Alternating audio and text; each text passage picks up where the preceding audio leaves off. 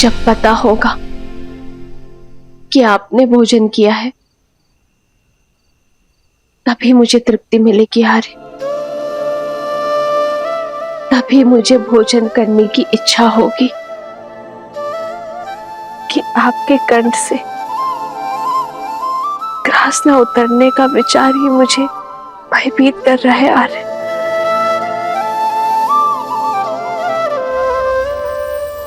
श्री राम श्री राम।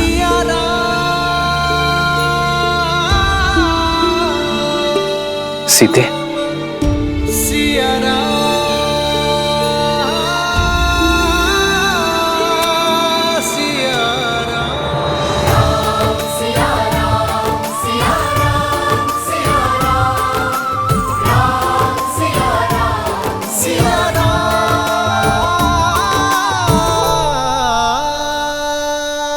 कब तक स्वयं को भूखा रखेंगे आर्य? जब तक ये ना जान जाओ कि मेरी सीता ने भोजन किया है या नहीं। कभी आपसे पहले भोजन किया है मैंने? इसीलिए तो सीते। आर्य, जब दो लोगों में गहन और सच्चा प्रेम हो तो वो एक दूसरे का प्रतिबिंब बन जाते हैं। एक दूसरे से दूर होकर भी एक दूसरे से अलग नहीं हो पाते। एक का सुख दूसरा अनुभव करता है, एक का दुख दूसरे को व्याकुल करता है। आर्य, यदि आप सुखी नहीं रहेंगे, जीवित रहने का मार्ग नहीं खोजेंगे, तो मैं सुख के साथ अपना जीवन कैसे व्यतीत कर पाऊंगी आर्य? मेरे लिए, मेरे गर्भ में पल रही संतान के लिए आपका सामान्य होना आवश्यक है आर्य। इसलिए स्वयं को क्षमा कर दीजिए। भाग्य के इस लेख को स्वीकार लीजिए आर्य, और हमारे वियोग को एक नए सौभाग्य का प्रारंभ समझकर आगे बढ़िए। ये मस्तिष्क तुम्हारी कही हर बात मानता है सीते, पर इस मन का क्या करूं? जैसे मैं अपनी संतान के स्वास्थ्य, उसके सुख के लिए तत्पर हूं, वैसे ही आपको आपकी संतान अयोध्या की प्रजा के बारे में सोचना होगा आर्य। आपके भूखे रहने से उन्हें सुख नहीं मिलेगा आर्य। कैसे करे भापार ये राम, राम सिया राम, सिया राम, सिया राम।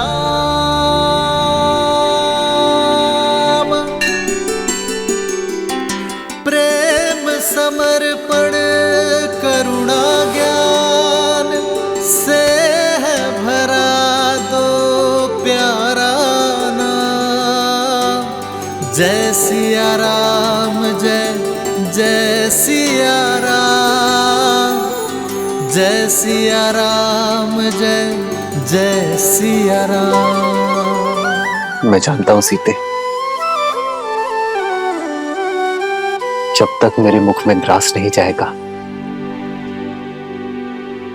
तब तक तुम भी नहीं खाओगी। इसलिए मैं अपना व्रत तोड़ता हूं। तुम भी खा लो सीते।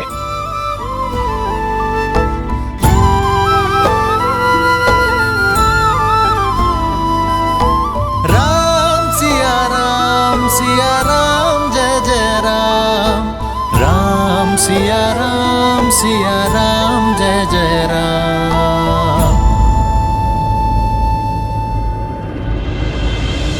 जन्म जन्म का है ये संगम, राम रतन सीता वैभव धन। लगता है आपने भोजन ग्रहण कर लिया है आर्य। अब मैं भी भोजन कर सकती हूँ। एक है पौरुष, एक समर्पण, एक है रूप तो दूजा दर्पण। राम है लोचन सीता दृष्टि राम है बादल, सीता वृष्टि।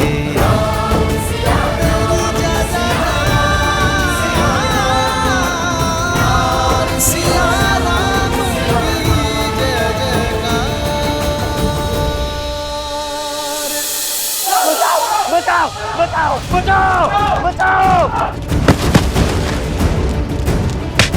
बचाओ, बचाइए बचाइए बचाइए बचाइए बचाइए बचाइए बचाइए बचाइए, मुझे क्षमा कर दे, मुझसे त्रुटि हो गई। क्षमा करे महाराज, क्षमा करे महाराज, क्षमा करे। जब से आपने महारानी का त्याग किया है, तब से मेरे पति आत्मग्लानि में दिन भर दिन घुट घुट के जी रहे। महाराज, मैंने उनको क्षमा कर दिया महाराज, वो आपसे क्षमा मांगना चाहते हैं महाराज, पर आपसे दृष्टि मिलाने की शक्ति नहीं है उनके पास महाराज, इस वजह से वो आपसे क्षमा मांगने नहीं आ पाए महाराज। जब तक आप इन्हें क्षमा नहीं करेंगे, तब तक ये अयोध्या वासी भी इन्हें क्षमा नहीं करेंगे महाराज। आप क्षमा कर दीजिए महाराज, देखिए इनका क्या हालत कर दिया इन लोगों ने महाराज। मुझे क्षमा कर दीजिए, मुझसे त्रुटि हो गई महाराज, कदा भी ऐसा नहीं करूंगा।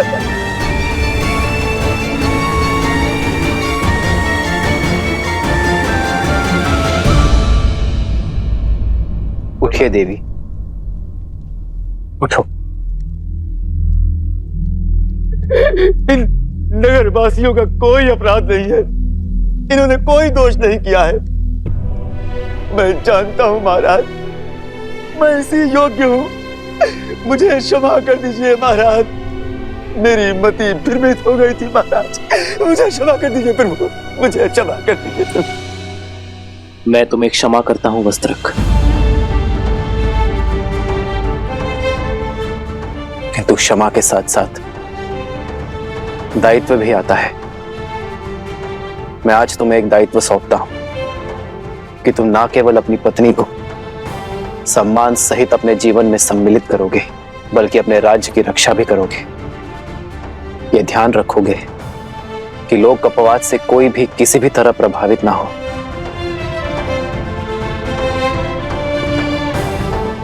वस्त्रक, अब मेरे साथ साथ तुम भी राज्य की सेवा का दायित्व उठाओगे।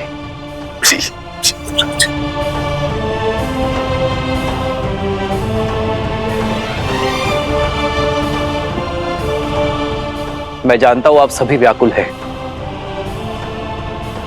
किंतु अराजकता किसी समस्या का हल नहीं। यदि आप कुछ करना ही चाहते हैं तो अयोध्या को कर्म और धर्म की पराकाष्ठा बनाने की यात्रा में अपना सहयोग दीजिए। इस राज्य को राम राज्य बनाने में सहायता कीजिए। कहिए, क्या मेरी अयोध्या की प्रजा मेरी सहायता करेगी? अवश्य सहायता करेंगे महाराज। महाराज, हम लोग भी अपनी तरफ से पूर्ण सहायता करेंगे। महाराज, आपका बहुत बहुत आभार। अब मैं किसी के बहकावे में नहीं आऊंगा। मुझे स्मरण है, कोई धूर्त वृद्ध ब्राह्मण का भेष बदलकर आया और मुझे भ्रमित करके चला गया।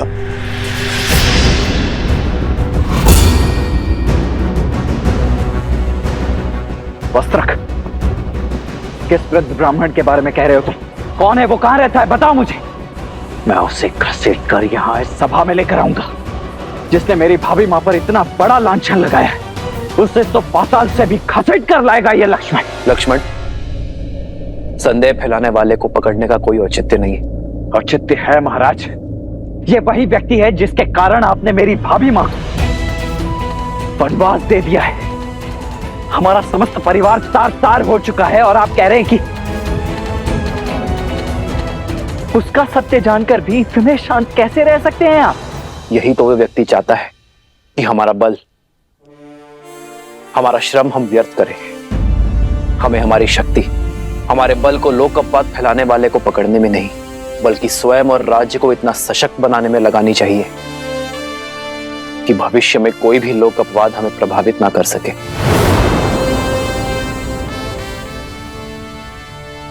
परंतु मैं तो उस पापी को खोज कर रहूंगा जिसके कारण मेरी भाभी मां को उन्हें वनवास का दंड सहना पड़ा।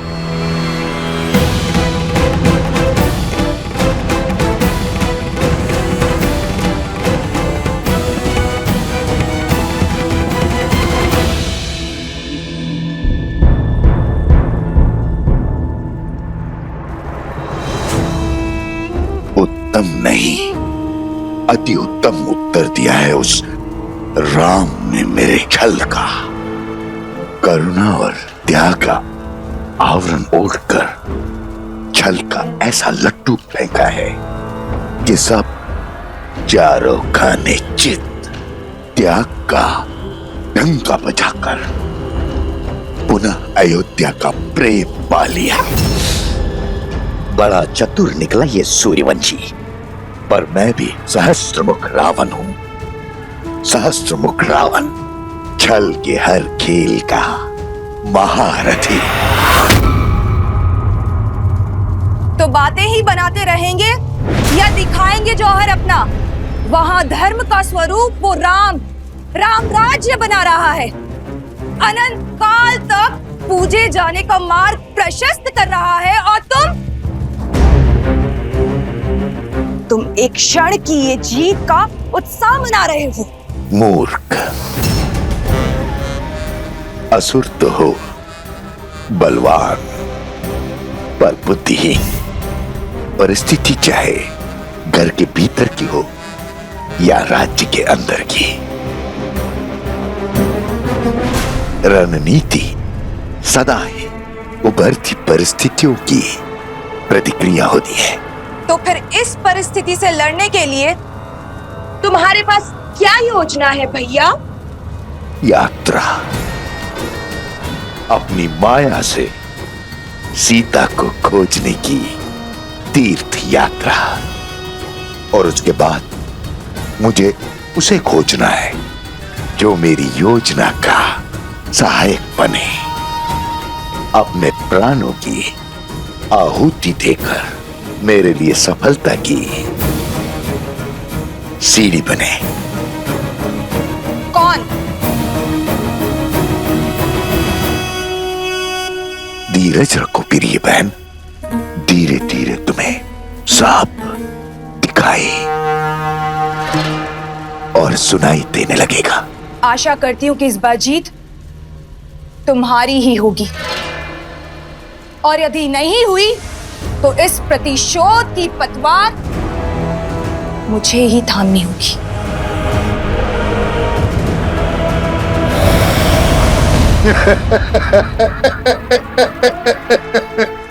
भावुक हो गई प्रिय बहन, भावुक हो गई। किंतु बहन, युद्ध भावनाओं से नहीं, युक्ति से लड़े जाते हैं।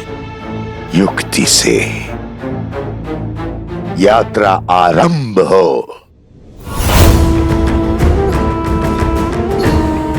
वो यात्रा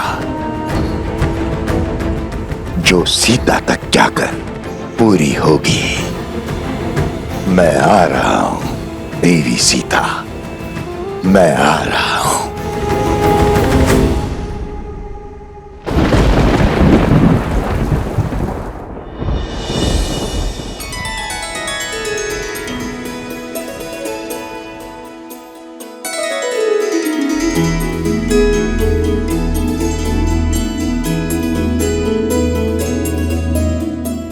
कह नहीं सकते, किंतु अपनी माता की हर बात अवश्य सुनते हो तुम दोनों, है ना? तो चलो, आज तुम्हें अपने प्रभु की लीला सुनाती हूँ। राजा राम से तुम्हारा परिचय करवाती हूँ। वो राजा राम जिनकी भुजाओं में जितना बल है, उससे अधिक प्रेम उनके हृदय में है। अब अपनी प्रजा को अपने परिवार से ऊपर रखने वाले शासक हैं। और स्मरण रहे, पथ चाहे कितना भी कठिन क्यों ना हो, यदि उनके दिखाए धर्म पर तुम रो क्यों रहे हो? इस सुंदर मुख पर मुस्कान कैसे आएगी? आप भुवन देवी है ना? देवी अर्थात ईश्वर। आपके पास तो अथाह शक्तियां होंगी। क्या आप मेरी माता को ला सकती हैं?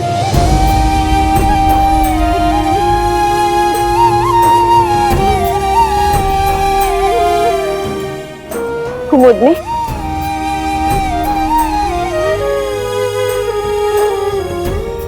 ये बालक कौन है और इसकी माता को क्या हुआ? वो शांडिल्य है। 2 वर्ष पहले एक दिन उसकी माता वन में गई और फिर कभी नहीं लौटी। वो तब से अपनी माता की प्रतीक्षा कर रहा है। वो नहीं जानता कि उसकी माता को लवणासुर राक्षस ने खा लिया है। अब वो कभी नहीं लौटेंगी। लवणासुर?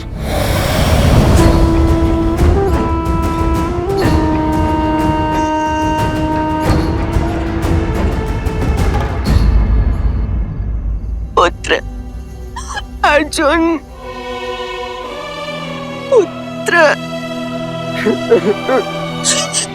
पुत्र अर्जुन, तुम कहीं नहीं जाओगे। सुना तुमने? तुम कहीं नहीं जाओगे। क्षमा करना बहन, मैं विवश हूँ। हर अमावस्या को हमारे गांव से उस दुष्ट लवणासुर को किसी की बलि देनी पड़ती। इस बार तुम्हारे घर की बारी। इकलौता पुत्र है मेरा, इसका बलिदान कैसे दे दूं? इसकी मृत्यु से ये मेरा पूरा वंश नष्ट हो जाएगा। मुखिया जी, कुछ तो कीजिए। कुछ नहीं हो सकता आर्या, फिर भी तुम कहते हो तो मैं प्रयास करता हूँ। कोई है? अरे है कोई जो पुत्र अर्जुन के स्थान पर अपना बलिदान देने को सज्ज हो?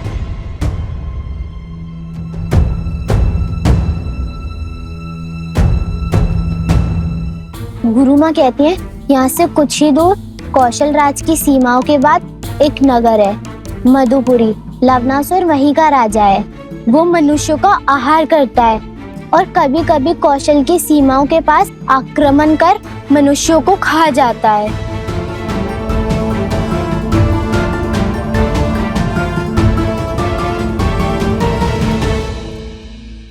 तुम मेरी एक सहायता करोगी? देखा, मैंने कहा था। चलो पुत्र, और कोई उपाय नहीं। मैं हूं ना।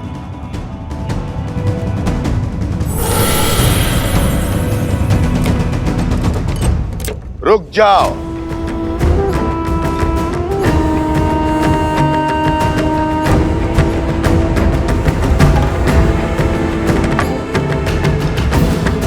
मैं चला जाता हूं।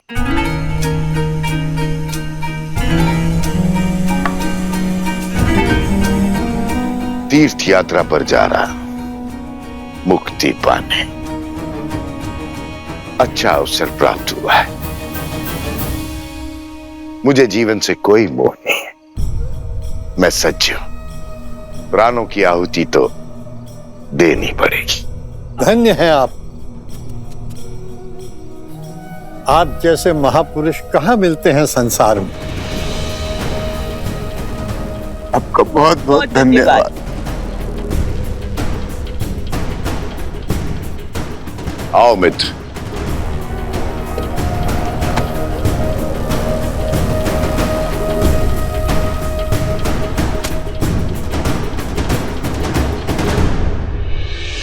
चलो मित्र, मार्ग सरल नहीं होगा। अंत तक पहुंचना है सिया राम के।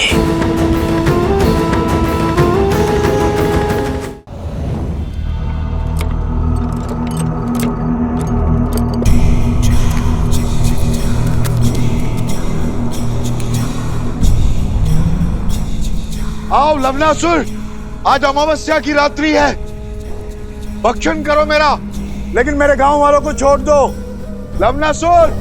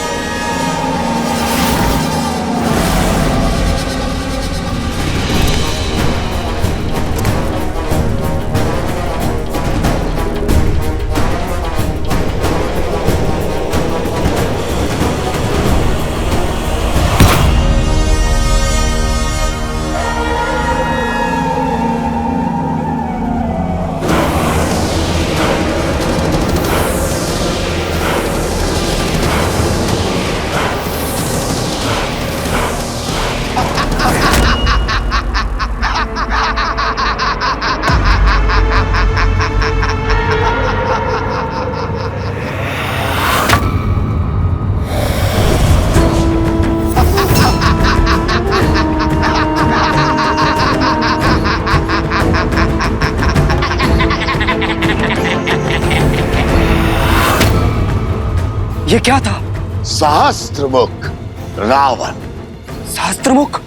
तुम्हारे पास खाने के लिए एक मुख है, मेरे पास सहस्त्र। सहस्त्रमुख रावण तुम्हारा मामा। मामा? तुम्हारे पिता के प्रति मेरा आदर मुझे तुम्हारे पास खींच लाया है।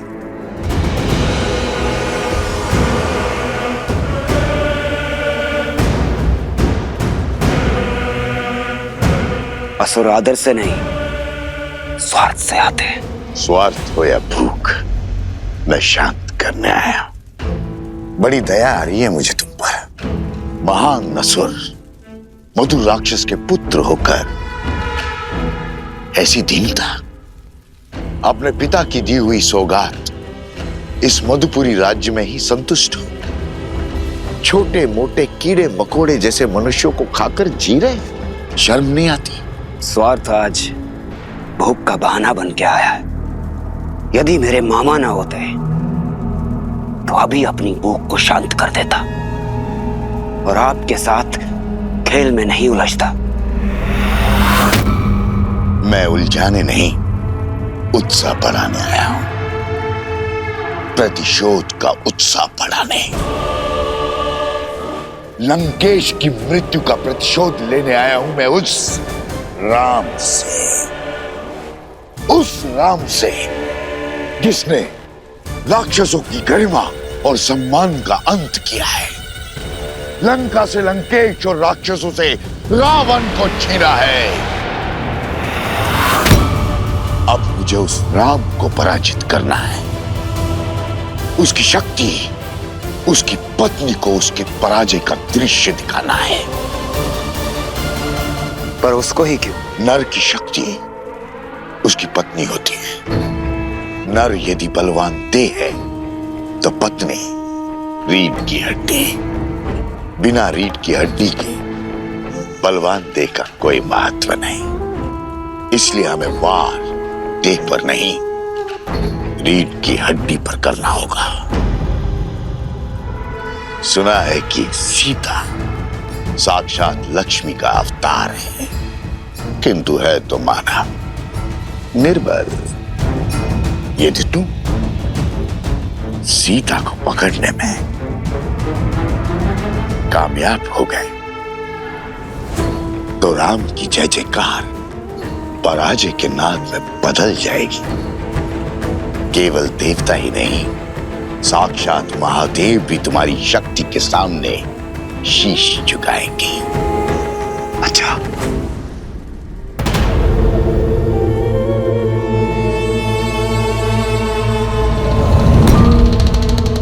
राम राज्य की स्थापना हमारी पराजय है। हमें राम राज्य की स्थापना को रोकना होगा। इसलिए सीता मुझे जीवित चाहिए, जीवित। यदि किसी तरह सीता पुनः अयोध्या की सीमा लांघने पे विवश हो जाए नहीं तो प्रजा का विश्वास टूट जाएगा। सिया राम का त्याग लोगों को ढोंग लगेगा। और फिर पुनः होगी अग्नि परीक्षा। श्री रामचंद्र कृपालु भजु मन हरण भव भय दारुणम।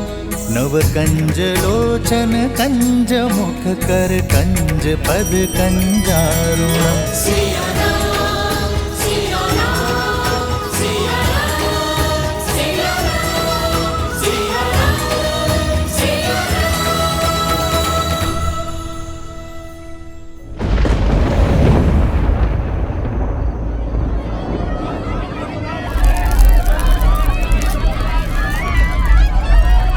कौन है?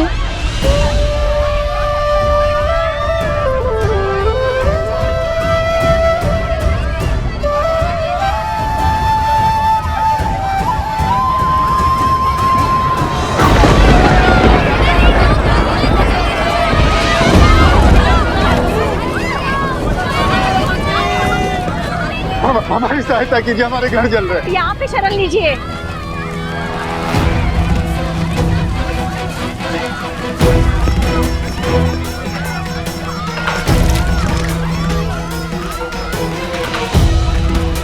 गुरु माता, ये सब कैसे हुआ? 10 कोस पर इनका गांव है। सीते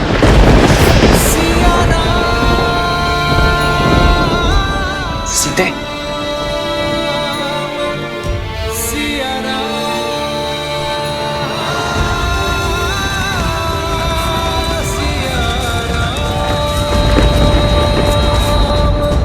महाराज की जय। अभी अभी सूचना मिली कि वन में लवणासुर ने ऋषियों और आश्रमों पर आक्रमण कर दिया है।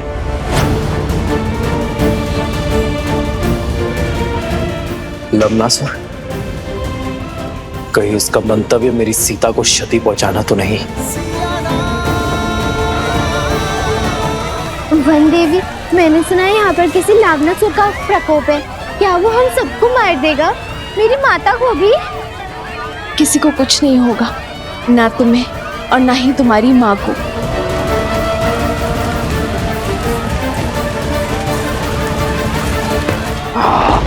किसी को नहीं छोड़ूंगा, सबको मार डालूंगा।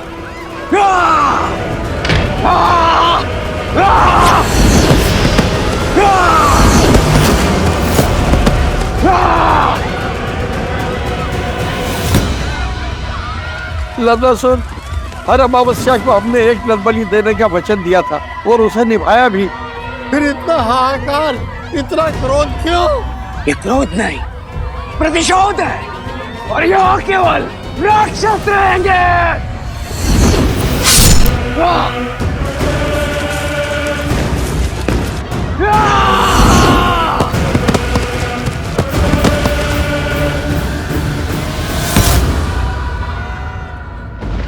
बहुत बड़ा विघ्न आ पड़ा है श्री राम। इस क्षेत्र को लवणासुर के प्रकोप से बचाइए। ये समस्त विश्व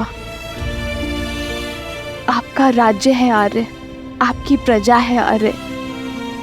सहायता कीजिए।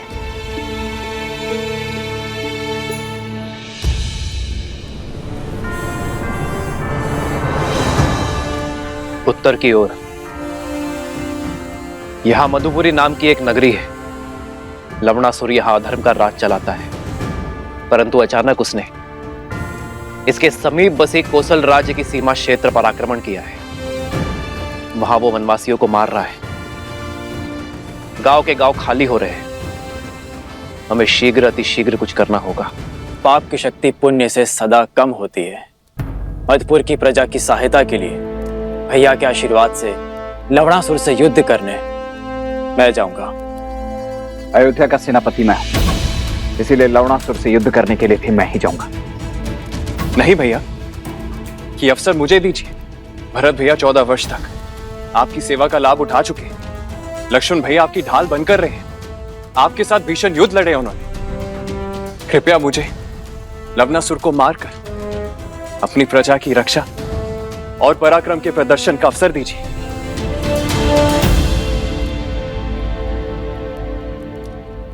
ठीक है शत्रुघ्न,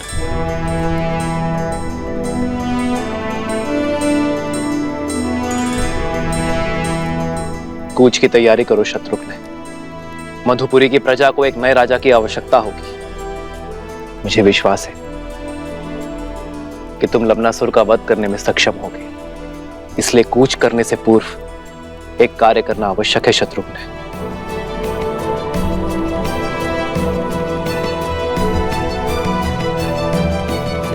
तुम्हें कुटिया में ही विश्राम करना चाहिए। ऐसी अवस्था में तुम्हारा बाहर आना उचित नहीं है। कैसे रुकती गुरु माता? केवल अपने बारे में ही नहीं, समाज और संसार के बारे में भी तो सोचना है। भगवान वाल्मीकि के आदेश अनुसार भारद्वाज ऋषि यज्ञ आरंभ करेंगे लवणासुर की शक्तियों को कम करने। हाँ गुरु माता, तपस्वियों का कर्तव्य है यज्ञ और प्रार्थना करना।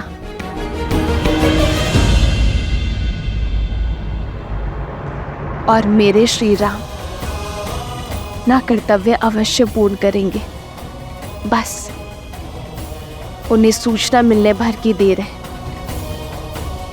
वो लवणासुर के आतंक का अंत करने में विलंब नहीं करेंगे।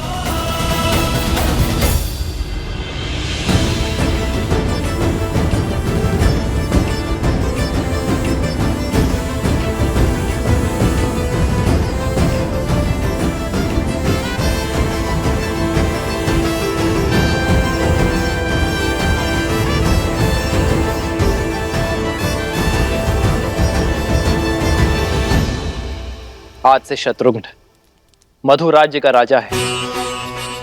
आज से उस क्षेत्र की रक्षा करना तुम्हारा धर्म है शत्रुघ्न। किंतु स्मरण रखना, एक न्यायप्रिय राजा किसी अन्य प्रजा पर अकारण युद्ध नहीं थोपता। अपनी प्रजा पर संकट आने पर वो युद्ध करने से पीछे नहीं हटता। मधुपुरी महाराज शत्रुघ्न की, मधुपुरी महाराज शत्रुघ्न की। शत्रुघ्न, मधुपुरी क्षेत्र की स्थापना लवणासुर के पिता मधुराक्षस ने की थी। उसके तप से प्रसन्न होकर महादेव ने उसे अपनी त्रिशूल से भी अधिक शक्तिशाली त्रिशूल वरदान में दिया था। उसकी मृत्यु के बाद मधुराक्षस ने यही त्रिशूल अपने पुत्र लवणासुर को दिया।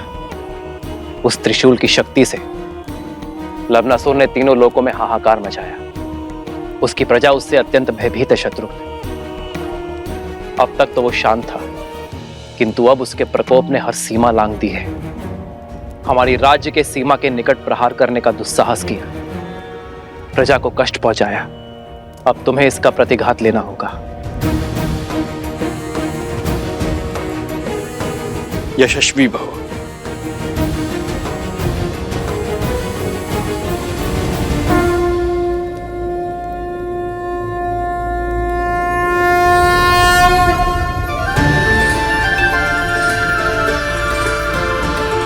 यह अस्त्र मुझे ऋषि अगस्त्य ने दिया था। नारायण ने मधु कैटभ का वध इसी अस्त्र से किया था, और आज ये अस्त्र मैं तुम्हें सौंप रहा हूं शत्रुघ्न। तुम इसी अस्त्र से लवणासुर का वध करोगे। मैंने इस अस्त्र का प्रयोग रावण के वध के लिए भी नहीं किया था। कदाचित नियति ने इस अस्त्र पर लवणासुर का ही नाम लिखा है, और आज ये अस्त्र अपना कर्तव्य निभाने के लिए सज्ज है।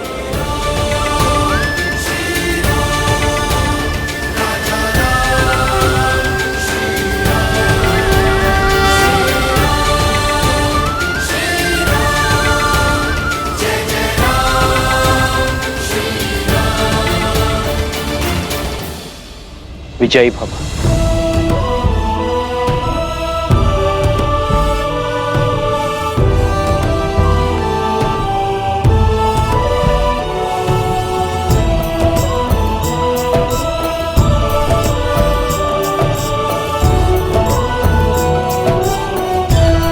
मधुपुरी के समीप ही मिथिला की एक छोटी सी सीमा है। यदि इस युद्ध में कोई भी आवश्यकता पड़े तो पिताश्री से सहायता लेने में चूकिएगा मत। महादेव आपको विजय दे।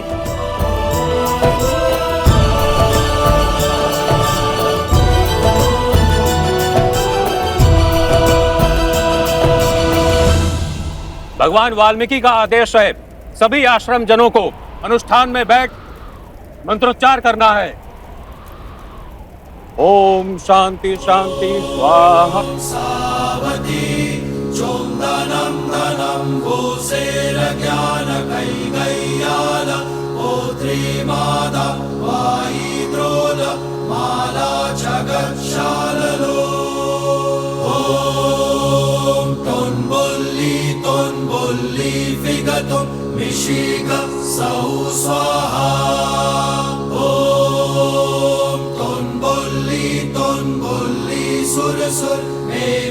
वन देवी, तुम ठीक हो? लगता है प्रसव की पीड़ा आरंभ हो गई है। इन्हें कुटिया में जल्दी ले जाने का प्रबंध करो। श्री राम, श्री राम।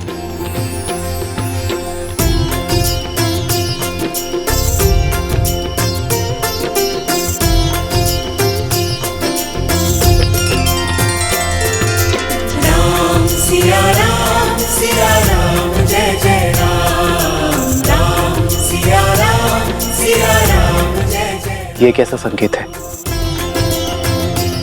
मेरी सीता ठीक तो है? मुझे मेरे आराध्य की मूर्ति दे दीजिए।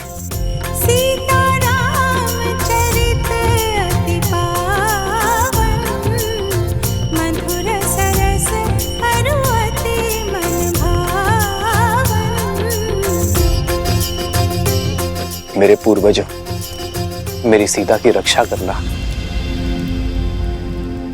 तुम्हें कुछ नहीं होगा सीता। श्री राम, श्री राम।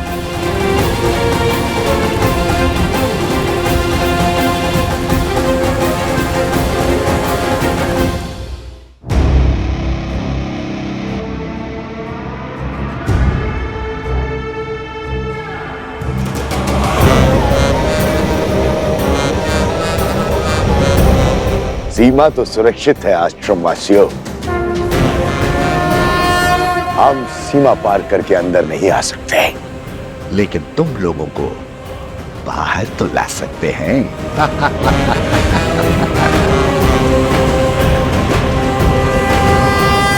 हम आश्रम में इतना धुआं भर देंगे कि तुम्हें बचने के लिए बाहर आना ही होगा।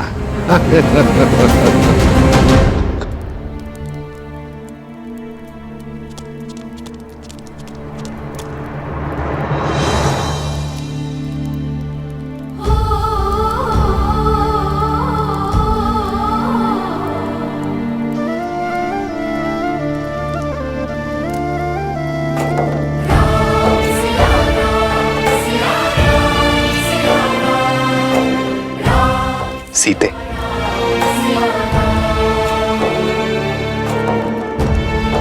प्रतीत होता है हमारे वंशज के जन्म लेने की शुभ घड़ी आ गई है। श्री राम। हे महादेव, सीता पर, मेरी होने वाली संतान पर अपनी कृपा दृष्टि बनाए रखना।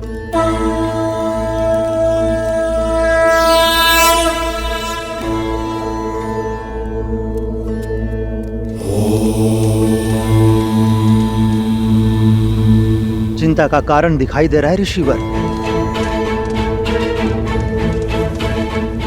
वन देवी की प्रसूति में बाधा आ रही है। किसी वैद्य को बुलाना होगा। गर्भ में 2 संतान हैं। यदि समय पे प्रसूति नहीं हुई तो वन देवी पे संकट आ सकता है। देखिए, स्थिति विकट है। इस समय आश्रम से बाहर जाना असंभव है। किसी भी अवस्था में अनुष्ठान रुकना नहीं चाहिए। ओम नमः शिवाय, ओम शांति।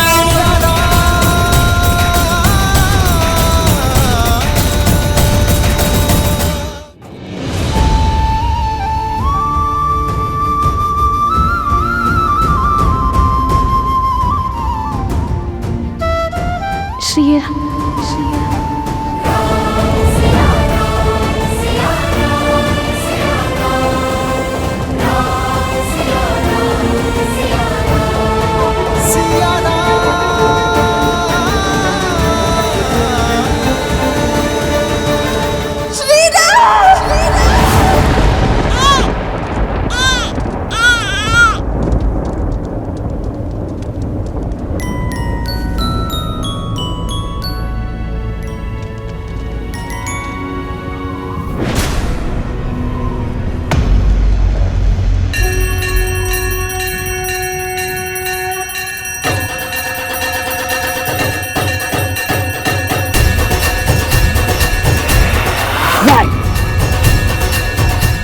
ऐसा नहीं हो सकता।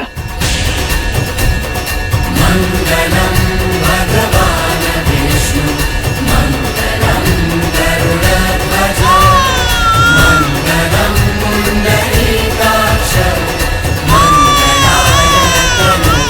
बधाई हो वनदेवी, पुत्र जन्मे हैं। 2 सुंदर पुत्रों की माता बनी है तुम।